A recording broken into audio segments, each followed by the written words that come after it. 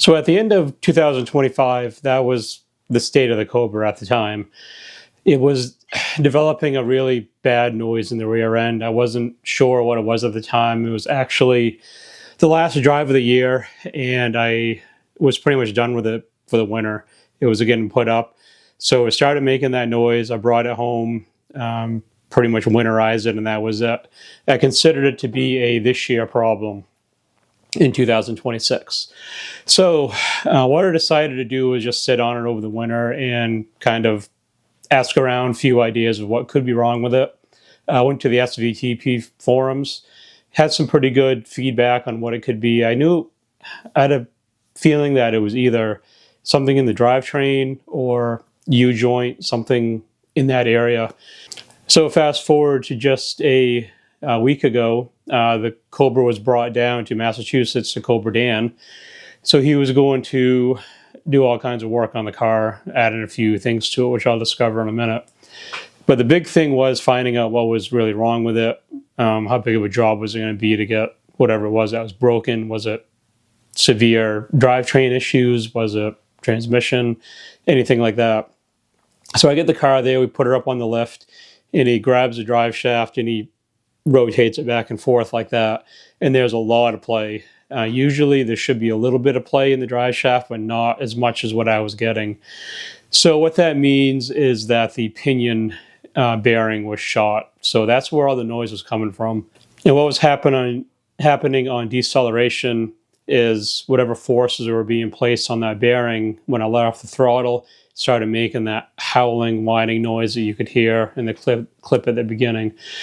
So that pretty much narrowed it down to what the problem was. Now, of course, this is pending taking the rear end apart and not finding anything else is broken in there, but I really don't think anything is, as far as the differential, spider gears, any of that stuff. It wasn't making any grinding, really horrible noises. It seemed like it was pretty much isolated to whatever that one problem was. It wasn't like a multitude of things going on. So it seems like it is that bearing that's bad. So overall, that will be a pretty easy fix. So other things being done while it's down there at the shop getting worked on is the valve covers are finally going on that I've had for quite a long time. I bought these last year and I sent them off to Bonehead Performance in Pennsylvania to get powder coated because, believe it or not, it's cheaper to send items to be powder coated from Maine to Pennsylvania and have them shipped back than it is to have them done at someplace locally where I am, because the prices are absolutely absurd what they charge, because there's very few powder coating places in my area or even within the state, and they all know that. So they charge ridiculous prices, and it's unreal. My front calipers were powder coated locally, and they cost more than the valve covers did, which are a much bigger surface area. It was crazy how much it cost. Now, while he was taking the car apart, there was a few casualties. My PCV valve broke, which no big deal. That happens working on stuff, taking things apart, things will break. So not a big deal. One of the other issues too is the whole system with the head cooling mod that's installed on the car. It was actually missing a piece, and one was almost broken. There's a hose that was swelling up really bad. Because of the part that was missing on the head cooling mod, Dan was really, really shocked that the part didn't completely fail and it just blew coolant everywhere. And I'll explain it better when I get a chance to go down there and talk to him and get a better explanation of the part that was messed up.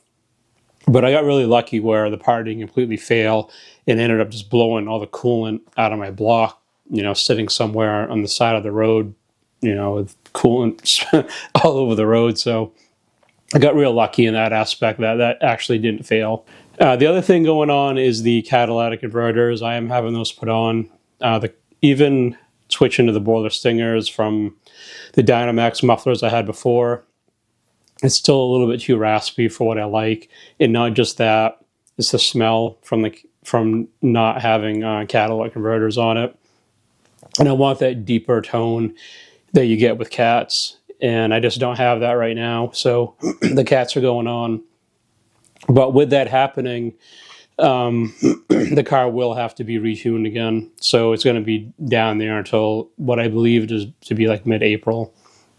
It's kind of like how things look right now. I don't think I'll get the car back because it needs to be retuned with the cats on there.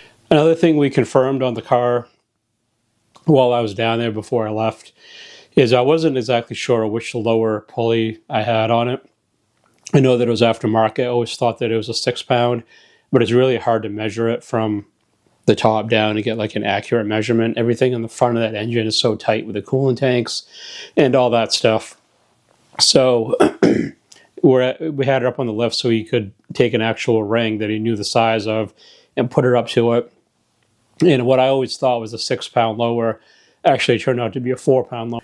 So with the cats going on, this does bring up a slight problem. Right now, I make 18, 19 pounds of boost with a stock 3.5 upper on the Whipple and a 4-pound lower. It's making 18 pounds regularly. If it's really cold out, I've seen a PSI or a PSI and a half more.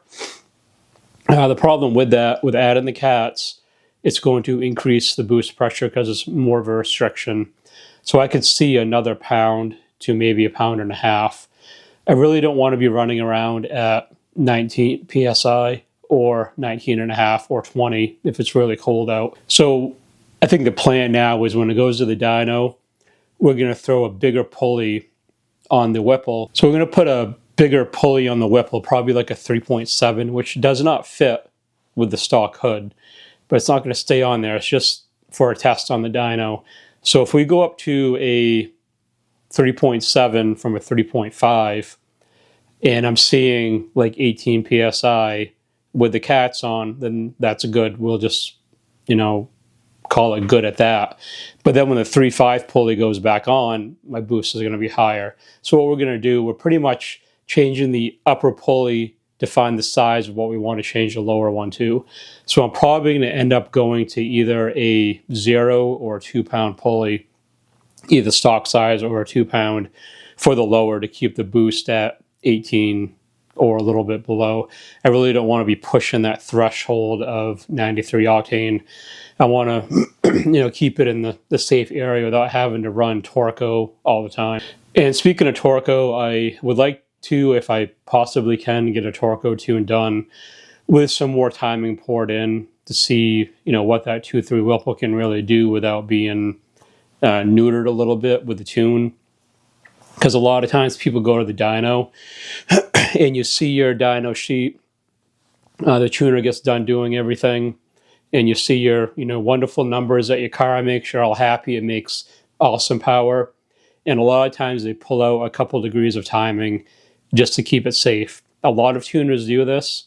I know that the place that I was going to before, which is the same guy that's going to be tuning this car again, he also does the same thing. So as soon as your car comes off the dyno, it's not making that number anymore. It's significantly less. So that's why when I went and had the car dynoed again on the same type of dyno back in October, it made really good numbers. It made pretty much exactly what it did with the timing pulled out. It made up for that on uncorrected numbers. So it was making really, really good power. So basically what I want to do is see what this car is going to do with that timing put back in that was pulled out. But I can't do that without Torco being put in just to keep it safe. And I pretty much, I like to have a kill tune in the car. Or if I know I'm going to be racing someone, I can throw in some Torco, switch to that tune, and get closer to 700 instead of the 650, spot where it's at now. Other things that are changing on the car, it may not be done right at the same time when it's down at the shop. It may be a little bit after that. But I am finally, after all these third year of owning the Sonic Blue Terminator, I am going to be changing the intercooler tanks. I've bitched about these things ever since I've had it. I hate the chrome look. I just never really liked it. It's all scratched up. It looks like crap.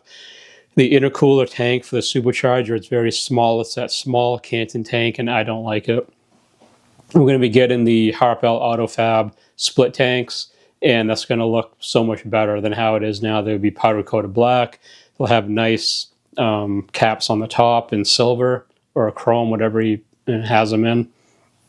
And it's going to change the whole front end look of that car with the hood up. And also I'll be changing out the idler pulleys as well.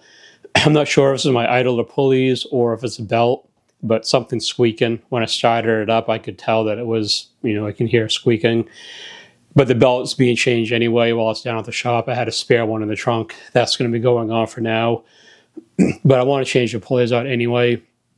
I'm not even positive what brand they are, how old they are, any of that stuff.